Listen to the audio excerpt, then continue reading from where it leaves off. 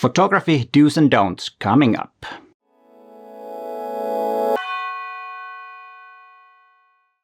Hi there, my name is Peter Forsgård and I am a professional photographer from Helsinki, Finland.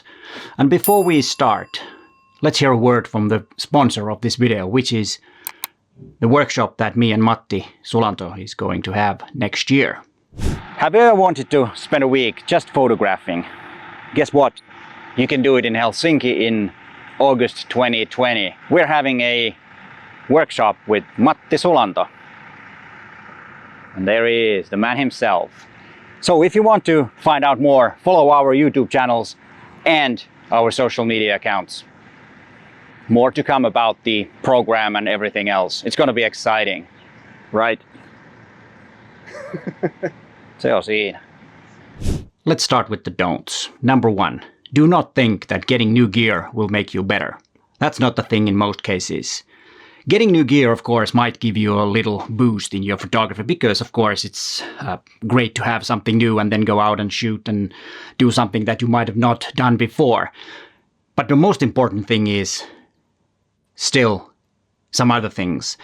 If you get a new lens and because you're kind of like having a creative block or something like that, it won't help in the long run.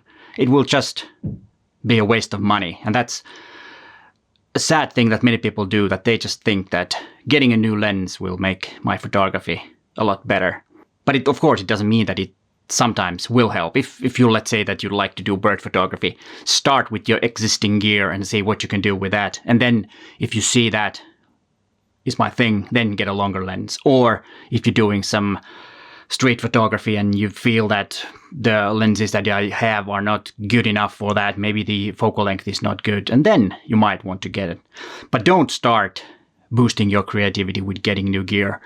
Use the existing gear and see how far that can take you.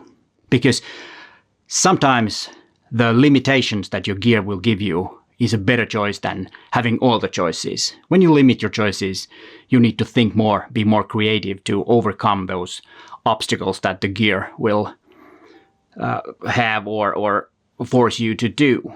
Number 2, do not start with gigs before you really know how to photograph. It's very tempting to photograph your friend's wedding or do some graduate portraits or senior portraits when you're just starting out. And yes, it is good practice to do the real work if you want. But for example, the weddings, if there's a friend going to get married and asks you to photograph them, I would say no if there's no experience in wedding photography.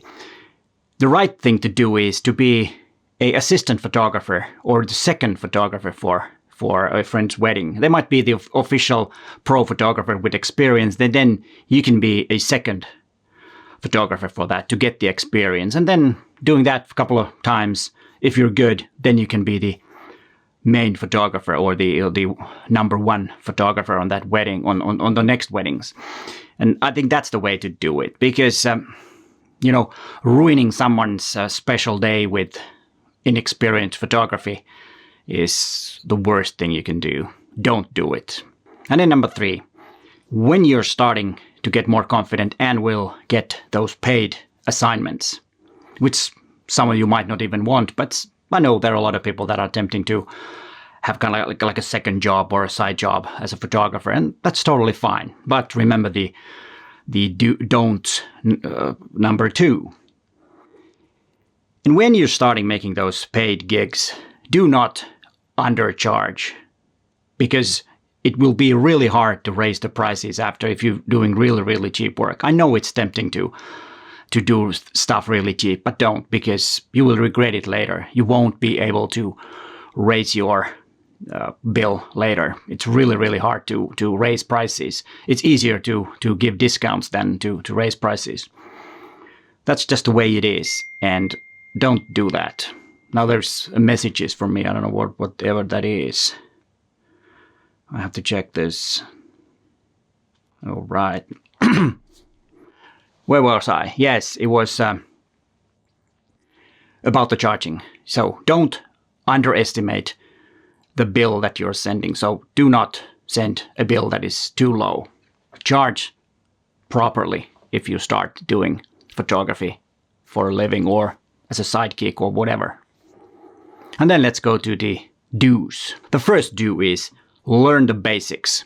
I know it's very tempting just to use the auto or program mode and just fire away without knowing anything. And of course, it's just a hobby, recording your memories or doing travel photography just for memories. It's totally fine. No problem with that. But if you want to be a better photographer, learn the basics.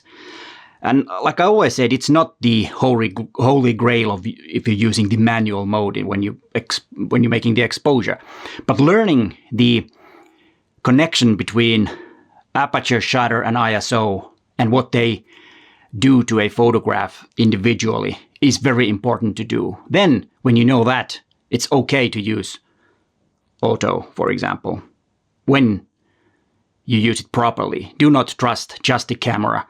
You need to make the exposure compensation. And there are a lot of videos about that in my channel. I will put a link to them in the description of this video so you can watch some more if these basic things are something that you struggle with. But remember, it's not a holy grail to use only manual mode when making exposure.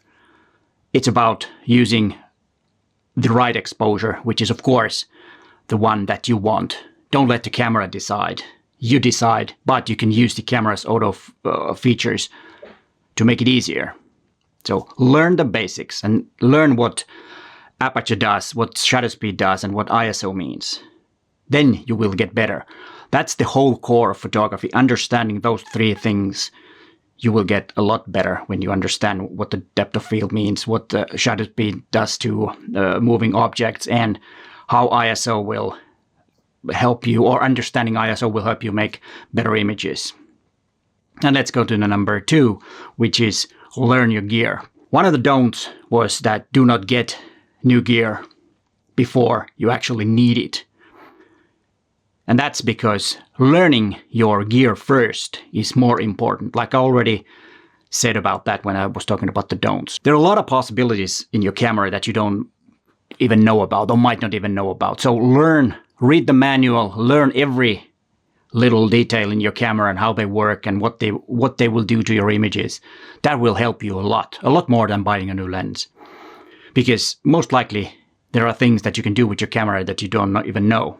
And also those best setting videos can be found on my channel. If you happen to have an Olympus camera, then there might be a lot of help with those best settings and tips and tricks how to use your camera. And when you know your gear, it's also easier to photograph. You have more time or or you can concentrate more towards the composition and the story. Then you don't have to think about the camera. It's just kind of like a extension to your mind. Then you know your gear. That when you don't have to figure out every time what settings do I need. You just kind of know them when you know your gear and know the basics of photography. It makes it a lot more easier to photograph and you will get better photographs. And before we go to the third one, there will be an extra do's. And let's go to number 3, practice. No surprise that without practice you won't get any better. So photograph every day. Take your camera with you all the time. And even use your phone if you don't want to carry your camera around. Use your phone to photograph. And sometimes you don't even have to take the image. You can just look, and that would have been a good image with that. You can kind of like crop the scene when you're walking around and looking around and see, hey, that would have been a good image. And that will help you to actually make those images when you have your camera ready or are willing to photograph or want to photograph or have a chance to photograph. So remember, practice, practice, practice. That will make you better. And the extra do is find your passion. Of course, photography might be the passion, but find your subject, find your niche, what you want to photograph. And you can even do that, okay, let's say that in the month of August, I'm only going to photograph street photography. Learn that, and you might even want to limit yourself to less gear for that month. Let's say that you only want to use one body, one lens, and do street photography for a whole month. Or do macro for a month or whatever. And start learning and seeing what kind of images you're making. And if you're progressing with that genre or niche, and then you might, okay, let's say that you don't like street photography, then do something else. But finding your passion and niche is actually quite important in the process of learning photography, because when you're starting concentrating, you will learn about that a lot more. And if that's your passion, you will get better on that. It doesn't mean that you shouldn't photograph something else too. Of course you can. But concentrating on one niche, you start seeing things differently. And that's something that you should really consider. And here are some more videos for you to watch. But hey, thanks for watching, and bye for now.